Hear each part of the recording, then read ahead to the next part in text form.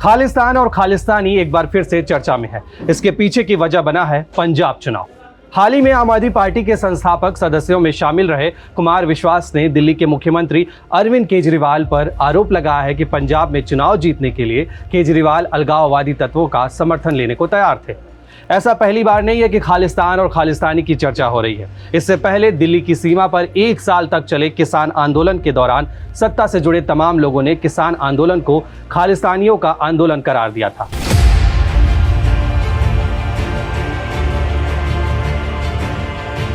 तो आज के एक्सप्लेनर में जानेंगे कि खालिस्तान का मतलब क्या है, इसका इतिहास क्या रहा है और जानेंगे कि ऑपरेशन ब्लू स्टार तक साल दर साल कैसे खालिस्तानी मूवमेंट आगे बढ़ता रहा। खालिस्तान की चर्चा आज़ादी से पहले और आज़ादी के बाद भी हुई, जिसको लेकर कई आंदोलन भी हुए। सबसे ज़्यादा चर्चा में रहा खालिस्तान आंदोलन। क्या था यह आंदोलन, जानते हैं। खालिस्तान आंदोलन की कहानी शुरू होती है साल 1929 से, जब कांग्रेस के लाहौर सेशन में मोतीलाल नेहरू ने पूर्ण स्वराज का प्रस्ताव रखा। इस दौरान 3 तरह के समूहों ने इस प्रस्ताव का विरोध किया। पहला, मोहम्मद अली जिन्ना की अगुवाई में मुस्लिम लीग। दूसरा, दलितों का समूह जिसकी अगुवाई कर रहे थे डॉक्टर भीमराव अंबेडकर। और तीसरा गुट था मास्टर तारा सिंह की अगुवाई में शिरोमणि अकाली दल। तारा सिंह ने ही पहली बार सिखों के लिए अलग राज्य की मांग रखी। 1947 में ये मांग आंदोलन में बदल गई और इसे नाम दिया गया पंजाबी सूबा आंदोलन। पूरे पंजाब में 19 साल तक अलग सिख सूबे के लिए आंदोलन और प्रदर्शन होते रहे। इस दौरान हिंसा की घटनाएं बढ़ने लगी और आखिरकार 1966 में इंदिरा गांधी सरकार ने पंजाब को 3 हिस्सों में बांटने का फैसला किया। इस बड़े फैसले के बावजूद कई लोग इस बंटवारे से खुश नहीं थे। कुछ लोग पंजाब को दिए गए इलाकों से नाखुश थे, तो कुछ साझा राजधानी चंडीगढ़ के विचार से खफा थे। जिसके बाद आनंदपुर साहिब रेजोल्यूशन चर्चा में आया। अब आपके मन में सवाल उठ रहा होगा कि आनंदपुर साहिब रेजोल्यूशन क्या था। पंजाबी सूबा आंदोलन से कहीं ना कहीं राजनीतिक फायदे भी नजर आए थे, क्योंकि इस आंदोलन से अकाली दल को खूब राजनीतिक फायदा मिला।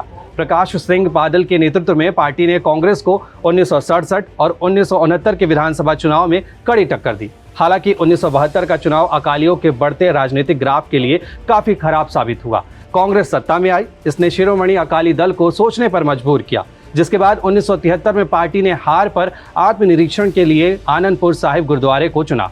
यहाँ पर अकाली दल ने भविष्य के एजेंडे के लिए एक प्रस्ताव पास किया। इसे ही आनंदपुर साहिब रेजोल्यूशन कहा गया। आनंदपुर साहिब रेजोल्यूशन के साथ अकालियों ने यह धारणा बनाने की कोशिश की कि सिख धर्म को सिख राजनीति से अलग नहीं किया जा सकता है। लेकिन आनंदपुर साहिब रेजोल्यूशन के दौरान एक नाम चर्चा में खूब रहा। वो नाम था जरनैल सिंह भिंडरावाले। जरनैल सिंह को सिख अलगाववाद का जन्मदाता माना जाता है। उसने अकालियों के आनंदपुर साहिब रेजोल्यूशन को काफी हद तक अपनाने की कोशिश की। इस दौरान उसने पूरे पंजाब में यात्राएं की और खालसा के अधिक रूढ़िवादी रूप में वापसी की वकालत की। इस दौरान भिंडरावाले हिंदुओं और मॉडर्न सिखों को निशाना बनाने लगा। एक और जहां अकाली सिख गौरव और राजनीति का समर्थन करने वाला एक उदारवादी गुट था, वहीं भिंडरावाले कट्टरवादी डिस्ट्रिक्ट कोड का प्रतिनिधित्व करता था। हालांकि कई बार भिंडरावाले और अकाली दल एक जैसे बात करते नजर आए। अगस्त 1982 में जहां भिंडरावाले ने धर्म युद्ध मोर्चा शुरू किया, वहीं अकाली दल के अध्यक्ष हरचरण सिंह लोंगोवाल ने सविनय अवज्ञा आंदोलन शुरू किया। इसके बाद दोनों गोल्डन टेम्पल में रहने लगे और वहीं से प्रदर्शनों का निर्देश देने लगे। लेकिन जब अकालियों को अलगाववादी पार्टी के रूप में चिन्हित किए जाने की आशंका हुई तो वो पीछे हट गए। जिसके बाद इस साल 1984 में ऑपरेशन ब्लू स्टार की शुरुआत हुई। इस ऑपरेशन का मोटो भिंडरावाले को पकड़ना और गोल्डन टेम्पल को मुक्त कराने का था। करीब 10 दिन चले इस ऑपरेशन में भिंडरावाले और उसके कमांडरों को मार गिराया गया। इस पूरे ऑपरेशन के दौरान सेना के 83 जवान शहीद हुए और 249 घायल हो गए। सरकार के अनुसार हमले में 493 आतंकवादी और नागरिक मारे गए। ऑपरेशन ब्लू स्टार खत्म होने के 4 महीने बाद 31 अक्टूबर 1984 को प्रधानमंत्री इंदिरा गांधी की उनकी 2 सिख सुरक्षा कर्मियों ने ही हत्या कर दी। इसके बाद 1984 में सिख विरोधी दंगों में 8000 से अधिक सिख मारे गए। प्रधानमंत्री इंदिरा गांधी की हत्या के 1 साल बाद 23 जून 1985 में कनाडा में रह रहे खालिस्तान समर्थकों ने एयर इंडिया की फ्लाइट को बम से उड़ा दिया। इसमें 329 लोगों की मौत हो गई। इस घटना के बाद बब्बर खालसा के आतंकियों ने इसे भिंडरावाले की मौत का बदला करार दिया। फिलहाल 1929 से शुरू हुआ खालिस्तान आंदोलन अब इतिहास बन चुका है।